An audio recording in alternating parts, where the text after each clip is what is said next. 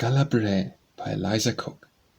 Oh, tell me, did ye ever see sweet Gala on a summer night, when ilka star had oped its ee, and tipped the broom wi' saft pale light? Ye'd never gang toward the town, ye wadna light the faunty day, if ance ye saw the moon blink dawn upon the beams on Galabray. Ah, silent, save the wimpling tune, the wind's asleep, nae leaflet stirs. Ah, give me Gala 'neath the moon, its siller birk and gowden firs. There's mony anither leas and glen, but let them talk or wilk they may, or the ricks and shaws keen, there's none so fair as Galabray.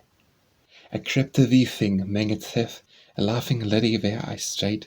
I roved beside its burning height, in morning air and glooming shade.